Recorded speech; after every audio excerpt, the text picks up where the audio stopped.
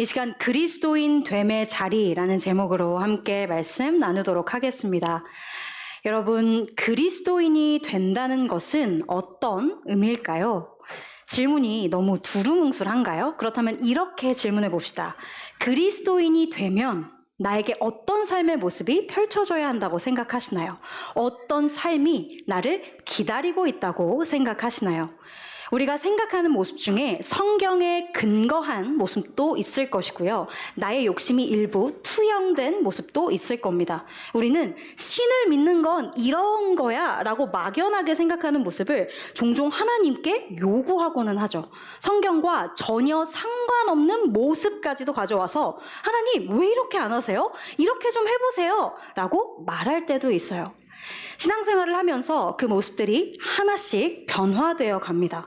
하지만 우리의 생각이 하나님 은혜로 많이 바뀌어 가고 있음에도 아직 우리 안에 여전히 남아있는 내 마음대로 정의 내린 그리스도인이 된다는 것에 대한 생각들이 계속 존재할 수 있어요. 오늘 본문에도 그리스도인이 된다는 것에 대해 본인들 마음대로 정의 내린 사람들이 있었습니다. 고린도 교회의 교인들이에요. 이들이 내린 정의는 무엇이었을까요? 본문 22절을 우리 같이 읽어보겠습니다. 시작! 유대인은 표적을 구하고 헬라인은 지혜를 찾으나 유대인은 표적을 구하고 헬라인은 지혜를 찾는다라고 바울이 얘기해요. 유대인들이 표적을 구한다는 것은요, 당시 유대인들이 처해 있던 역사적 맥락과 이들이 구약시대 때 경험했던 하나님의 능력에 연관되어 있습니다. 지금으로부터 2000년 전에 유대인들은 로마의 지배를 받고 있었죠. 그때가 예수님이 오셨던 시기고요. 또 바울이 고린도전서를 써서 보낸 때였습니다. 당시 유대인들은 하나님께서 아주 오래전 자기들을 위해 보내주시겠다고 구약시대 때 약속했던 그 구원자를 기다리고 있었어요.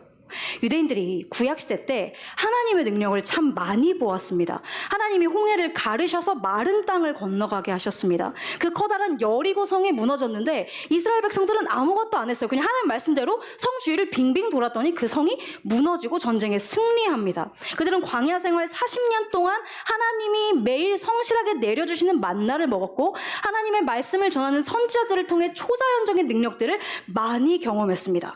그래서 유대인들은 자기들을 구원할, 로마로부터 구원할 구원자를 기다리면서 이렇게 생각했어요. 하나님이 우리를 위해 보내실 구원자라면 자고로 능력이 있어야 해. 구약시대에 나타난 하나님의 능력 이상의 능력으로 우리를 구원해야 돼. 그리고 그게 가능하기 위해서는 그 사람은 힘 있는 사람이어야 해. 영적으로도 물리적으로도 정치적으로도 힘 있는 사람이어야 해. 자신들의 구원자를 능력과 힘에 연결시켜서 생각했어요. 그래서 바울은 유대인들이 표적을 구한다, 능력을 구한다 라고 얘기하고 있는 것이죠. 또 한편으로 헬라인들은 지혜를 찾는다고 바울이 말합니다. 헬라인, 곧 그리스 사람들이죠. 그리스는 철학이 유명합니다. 따라서 이 그리스 사람들 헬라인들은요, 철학, 지식, 뛰어난 말솜씨로 청중을 사로잡는 수사학, 이성의 능력, 합리성 이런 것들을 추구했어요. 지식이 최고야. 이것이 최고의 아름다움이야. 이것이 그들의 사고방식이었습니다. 바울이 지금 표적을 구하는 유대인과 지혜를 구하는 이 헬라인을 언급하는 이유는 이 두 부류의 사람들로 예시를 들기 위해서입니다. 각각의 사람은 자기 인생에서 원하는 게 있습니다. 가장 사랑하는 게 있습니다. 그 대표적 예시를 들자면, 그리고 고린도 교인들이 가장 좋아했던 두 가지를 들자면 그것이 바로 능력이고 지혜라는 것입니다. 바울은 따라서 유대인과 헬라인을 언급함으로써 고린도 사람들을 설명하고 또 기본적인 인간의 특징을 얘기하고자 했던 것이죠. 하지만 이것이 바울이 유대인과 헬라인을 언급했던 최종적 의도는 아닙니다. 고린도 교인들이 자의적으로 생각한 신앙의 이상향이 있었잖아요. 그걸 말하기 위해 예시를 가져온 거예요. 고린도인들이 평소 삶에서 사회에서 예수 없이 살 때 원했던 그 이상향이었던 능력과 지혜를 시장으로 그대로 갖고 들어왔다는 것이죠. 능력을 원하던 사람은 신앙에서도 능력을 찾고요. 지혜를 사랑하던 사람은 교회에서도 지혜를 숭배했습니다. 그러면서 그걸 가지고 그리스도인 됨의 기준을 자의적으로 세웠던 겁니다. 그래서 A라는 성도에게 능력이 나타나요. 그러면 고린도 교인들이 이렇게 말했어요. 저 사람은 신앙이 훌륭한 사람이야. B라는 성도가 지혜가 뛰어나요. 그러면 저 사람은 제대로 된 그리스도인이야. 이렇게 말했다는 거예요. 고린도 교회의 이 특징이 잘 나타나는 표현이 고린도전서 2장과 3장에 등장하는 신령한 자라는 표현입니다. 이것이 실제로 교회 안에서 사용되었던 표현인데 어떨 때 사용되었던 걸까요? 지혜가 뛰어난 사람한테 저 사람은 신령한 자야. 영성이 좋은 사람이야. 성령의 사람이야. 이렇게 얘기했다는 거죠. 그만큼 지혜와 능력으로 신앙을 평가하는 일에 고린도 교인들은 깊이 빠져 있었습니다. 여러분, 그런데 여기에는 더 큰 문제가 있었어요. 고린도 교인들이 이렇게 자기들 생각대로 그리스도인이 되는 것에 대한 정의를 내렸던 이 모습이요, 이게 전부가 아니었기 때문입니다. 또 한 가지의 의미가 숨겨져 있었어요. 그것은 바로 당시 사회에서 능력의 반대, 지혜의 반대로 여겨졌던 예수님의 십자가를 성도들이 슬그머니 건너뛰는 것이었습니다. 묻어두고 외면하는 것이었어요. 우리 본문 23절을 함께 읽어보겠습니다. 시작. 우리는 십자가에 못 박힌 그리스도를 전하니 유대인에게는 거리끼는 것이요 이방인에게는 미련한 것이로되. 십자가에 못 박힌 그리스도가 능력을 추구하는 유대인들에게 거리낀대요. 그리고 지혜를 추구하는데 헬라인들에게는 미련하대요. 이렇게 말하는 이유가 있겠죠. 먼저 유대인들에게 왜 거리낄까요? 유대인들은 능력을 구했죠. 힘을 구했죠. 근데 예수님이 십자가에서 죽으셨다는 건 너무나도 연약한 것입니다. 유대인들의 생각에는 정말 예수님이 하나님이 보내신 구원자라면 십자가에 달리신 그 순간에도 능력을 발휘해서 십자가에서 내려오셔야 하는 거예요. 그런데 예수님이 그렇게 하지 않으십니다. 너무나도 연약하게, 무력하게, 초라하게, 비참하게 십자가에서 죽으십니다. 그리고 이 나무에서 예수님이 돌아가시죠. 당시 십자가는 나무였잖아요. 구약 신명기 21장에서 나무에 달린 자는 하나님의 저주를 받은 자라고 기록되어 있습니다. 따라서 예수님이 그 나무에서 돌아가셨다는 것은 치욕입니다. 굴욕입니다. 그렇기 때문에 유대인의 관점에서 예수님은 아무리 생각해도 하나님의 능력이 나타난 존재일 수가 없다는 것이죠. 또 이방인들의 관점에서 볼 때는요, 십자가의 예수님이 너무나 미련합니다. 지혜를 추구하는 그들의 가치관에서 하나님이 십자가에서 죽으셨다? 이게 어리석음 그 자체였기 때문이에요. 우리는 십자가를 어리석다, 미련하다라고 생각하는 문화가 아니기 때문에 이 당시 사람들의 그 사고방식을 이해하기가 조금은 힘이 듭니다. 하지만 그런데 당시 로마권의 사람들에게 이 십자가는 너무나도 추한 것이었어요. 최악의 범죄자들, 노예 들이 십자가에 달렸죠. 또 이 십자가의 고통이 너무나 끔찍했기 때문에 교양 있는 로마 사람이라면 십자가라는 단어를 입에 올리지 않는 것이 사회적인 합의였습니다. 그래서 그들에게 가장 높은 신이라고 하는 존재가 가장 추하고 낮은 십자가에서 대적자들에 의해 죽는다? 이것은 자연스럽게 미련하다라는 생각으로 이어졌다라는 것이죠. 그래서 신학자 고든피는 NICNT 고린도전서 주적에서 이 미련함을 설명하면서 마틴 행헬의 연구를 인용해 이렇게 말해요. 여기서 어리석음에 대한 바울의 말은 순전히 지적 결함이라든가 탁월한 지혜의 결핍을 나타내는 것이 아니다. 그 이상의 어떤 것이 포함되어 있는데 정신착란과 매우 비슷한 어떤 것을 가리킨다. 여러분, 이 모든 것을 종합해서 볼 때 바울이 23절에서 말하고자 하는 것이 무엇이죠? 인간의 관점에서 능력이나 지혜를 추구하는 일이 예수님의 십자가와 완전히 반대에 있대요. 능력과 지혜가 십자가와 나란히 공존할 수 없다는 것입니다. 따라서 바울은 고린도 교인들이 단순히 능력과 지혜를 따른다고 얘기하고 있는 것이 아닙니다. 신앙의 증거로 그것들을 추구하던 고린도 교인들의 속내를 끄집어내고 있어요. 자신이 원하는 이상향을 추구하기 위해서 세상에서 연약한 미련함으로 여겨지던 이 십자가를 빨리 건너뛰어 가고 싶어 했던 그들의 은밀한 마음, 그것을 꺼내 보이고 있습니다. 그렇다면 여러분, 그 은밀한 마음에 대해 하나님은 무엇이라고 말씀하실까요? 본문 21절 말씀을 우리 같이 읽겠습니다. 시작. 하나님의 지혜에 있어서는 이 세상이 자기 지혜로 하나님을 알지 못하므로 하나님께서 전도에 미련한 것으로 믿는 자들을 구원하시기를 기뻐하셨도다. 방금 읽은 21절에서 전도에 미련한 것이라고 하나님 그것으로 우리를 구원하신다라고 되어 있죠. 우리말로 보면 전도 자체, 그러니까 전도의 행위에 방점이 찍혀 있는 것 같은데 헬라어 원어로는 전도의 내용이 더 중요합니다. 그래서 그 내용, 즉 십자가에 달리신 그리스도의 방점이 찍혀 있어요. 오직 예수님의 십자가로 하나님이 우리를 구원하신다는 것이죠.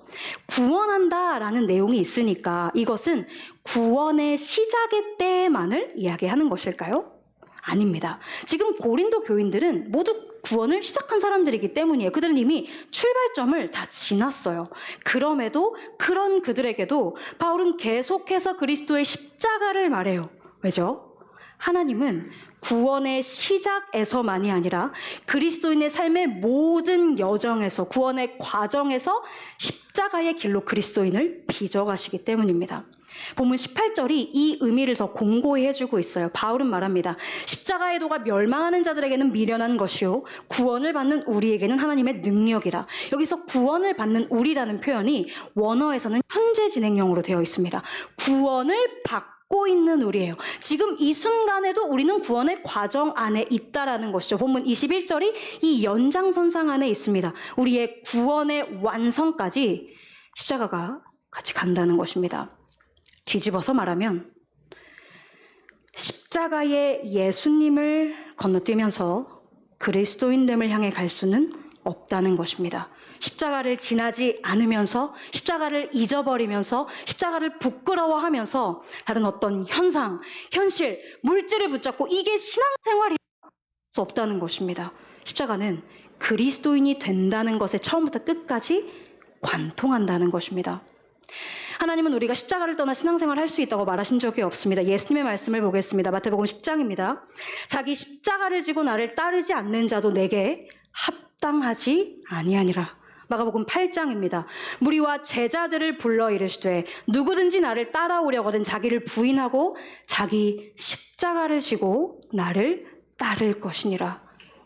그래서 신학자 알리스터 맥그레스는 이렇게 말해요. 순전한 그리스도인은 십자가의 그림자 밑을 지나가지 그 그림자를 피하지 않는다. 사랑하는 여러분, 그러면 이제 여기서 우리의 질문은 이것이 되어야 할 것 같습니다. 이렇게 십자가를 피하지 않는다는 것, 그 그림자 밑에 산다는 것, 그것이 우리 삶에서 어떤 모습으로 구체적으로 나타날까요? 라는 질문이에요. 오늘 본문에 바울이 언급한 유대인과 이방인의 관점으로 돌아가서 본문이 말하는 십자가의 의미를 들어볼 수 있을 것 같습니다. 유대인과 이방인에게 왜 십자가가 거리끼는 것이었죠? 연약함이고 십자가는 희생이고 치욕이고 죽음이고 어리석음이기 때문입니다. 우리에게도 십자가의 그늘 아래서 예수님을 따른다는 것의 의미는 동일합니다. 우리는 예수님이 가신 길을 똑같이 그대로 가는 사람들이니까요. 예수님이 하나님과 우리를 위해 가셨던 치욕과 수치와 죽음과 희생과 어리석음, 고난, 그 길을 우리도 이제 간다는 것이에요. 우리를 위해 예수님이 당하신 고난에 대해 이사야서는 이렇게 묘사합니다. 우리 53장 5절 말씀을 같이 읽어보겠습니다. 시작. 그가 찔림은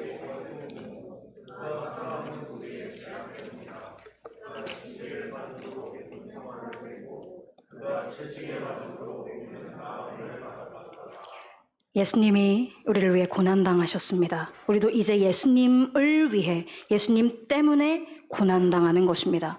예수님이 나를 위해 죽임당하셨습니다. 이제 내가 그분을 따르기 위해 가야 하는 나의 죽음이 있습니다. 내 이전 바람의 죽음, 내 이전 욕심의 죽음, 내 이전 소망의 죽음이 있습니다. 우리도 이제 기꺼이 그 죽음을 걸어가는 것입니다. 그분이 나에게 평화와 나음을 주시기 위해 징계와 채찍을 당하셨습니다. 우리가 예수님의 평화와 나음을 전하기 위해 누군가에게 갈 때 그 자리에서 우리를 징계와 채찍이 기다리고 있을 수 있어요. 그것이 내가 나의 사랑하는 주님을 위해 받아야 하는 고난이라면 우리는 그 길까지도 가는 것이죠. 사랑하는 여러분, 우리 스스로에게 질문해 봅시다. 이것이 우리의 모습이었을까요? 지금 우리는 어떻습니까? 우리는 십자가에 달리신 그리스도와 얼마나 가까이 바짝 붙어가며 살아가고 있었을까요? 이 질문을 이렇게 변형해 볼 수도 있을 것 같아요. 최근에 나는 예수님의 십자가를 무엇이라고 생각했는가? 어쩌면 최근에 우리는요, 십자가라고 하면 그냥 예수님 날 위해 죽으셨지. 다 지나간 일이야. 과거의 것으로 생각했을 수 있습니다. 마치 우리 집 책장 한 켠에 놓여있는 과거의 추억의 사진을 담아놓은 예쁜 액자처럼 거기 가만히 두고 잘 안 쳐다보는 거죠. 그러다가 한 번씩 먼지를 털어주면서 예수님 나를 위해 죽으셨지, 아멘. 그 정도로만 생각했을 수 있습니다. 그리스도인이 된다는 것에 현재의 십자가를 결부시키지 않았을 수도 있습니다. 대신 내가 생각하는 그리스도인됨을 내세우는 거죠. 그리고 어쩌면 우리는 내 생각을 더 추구하기 위해 예수님의 십자가를 더 외면했는지도 모릅니다. 단순히 십자가를 현재에 결부시켜야 한다는 것을 몰라서 그랬을 수도 있습니다. 주님과의 관계가 메말라서 그랬을 수도 있습니다. 하지만 어쩌면, 정말 어쩌면 알면서도 생각하고 싶지 않은 거예요. 그 십자가의 길, 오늘의 나와 상관없다고 애써 바랐는지도 모르는 거죠. 고린도 교인들이 추구했던 능력과 지혜가 우리에게 존재할 수 있습니다. 다양한 탈을 쓰고 내 나름의 정의대로 있을 수 있습니다. 제대로 신앙생활 한다는 건 내가 잘 된다는 거야. 미래가 나의 소망대로 풀리는 거야. 우리 가족들이 잘 되고 건강하고 우리가 돈을 많이 버는 거야. 하나님이 내 기도를 다 들어주신다는 거야. 우리 교회에 사람이 많아지는 거야. 내가 교회에서 직분을 받는 거야. 하나님이 나를 더 특별하게 사랑해 주신다는 것이야. 승리와 영광과 번영으로 우리의 그리스도인됨을 정의하고 그러면서 내 신앙을 평가받고 싶습니다. 그것으로. 거기서 내 신앙이 좋다는 위안을 얻고 싶습니다. 나를 증명하고 싶습니다. 근데 그러면 십자가는 걸림돌인 거죠. 나는 내가 원하는 그 모습대로 승승장구해야 돼요. 질주해야 돼요. 근데 희생의 길을 가라고? 내어주라고? 치욕을 받으라고? 고생하고 고난을 받으라고? 너무 큰 걸림돌이죠. 하지만 우리는 예수님과 함께 살해받은 자들입니다. 그분과 함께 십자가에서 죽고 다시 살아난 자들입니다. 우리는 끊임없이 그 일을 반복하고 있습니다. 우리에게 그리스도인이라는 이름, 예수님을 부지런히 따라가는 일, 그 외에 다른 방법은 없습니다. 하나님께서 전도에 미련한 것으로, 그리스도의 미련한 십자가로 믿는 자들을 구원하시기를 기뻐하셨도다. 어제도 오늘도 내일도. 이것이 성경의 선포입니다. 말씀을 맺겠습니다. 마가복음 15장 21절에 아주 짧게 등장하는 한 사람이 있습니다. 구레네 사람 시몬입니다. 마가는 시몬이 등장하던 상황을 이렇게 묘사해요. 마침 알렉산더와 루포의 아버지인 구레네 사람 시몬이 시골로부터 와서 지나가는데 그들이 그를 억지로 같이 가게 하여 예수의 십자가를 지우고, 예수님이 십자가를 지고 골고다 언덕으로 가시는 그 길을 시몬이 지나가고 있었습니다. 근데 갑자기 그 로마 군병들이 갑자기 시몬을 붙잡아서 예수님 너무 힘들어하니까 십자가를 같이 지래요. 시몬이 계획한 게 아닙니다. 원한 게 아니에요. 성경은 말해요. 억지로 같이 가게 했다. 시몬은 싫었을 겁니다. 무겁고 치욕스럽고 위험하니까요. 그러나 억지로 진 그 십자가의 길에서 시몬은 예수님 바로 곁에 섭니다. 바로 옆에서 채찍에 맞아 피 흘리시는 예수님을 봅니다.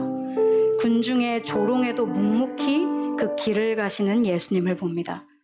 십자가 지시는 예수님을 보고 십자가 지심을 봅니다. 그리고 그 사건은 그의 일생에 가장 큰 그 어떤 것보다도 강력한 영향을 미쳐요. 성경은 시몬이 예수님의 십자가를 같이 진 후에 어떻게 되었는지 기록하지 않습니다. 그러나 다른 기록으로 우리로 하여금 그 삶을 유추해 볼 수 있게 해요. 마가는 시몬을 소개하면서 이렇게 씁니다. 알렉산더와 루포의 아버지.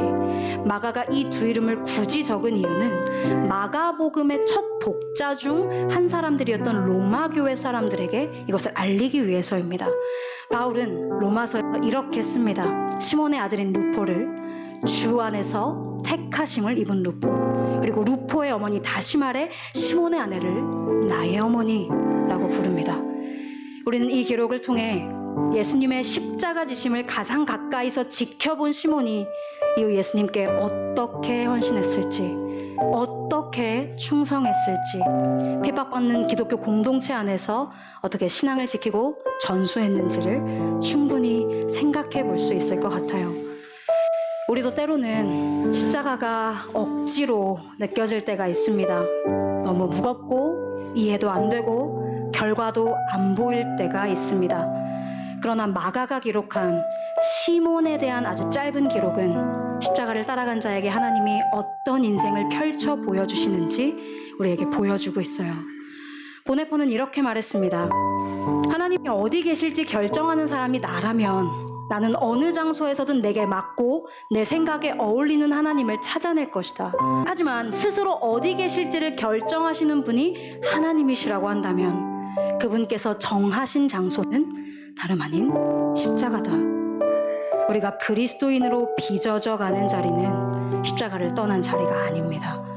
어느 날은 너무 밝지만 어느 날은 너무나 어둡고 무거운 십자가 바로 그곳입니다. 거기서 우리는 하나님을 봅니다. 사랑하는 여러분, 우리의 그리스도인 됨이 우리의 이상향으로 결정되지 않기를 축복합니다. 십자가에 달리신 그리스도를 따라가는 데 있기를 축복합니다.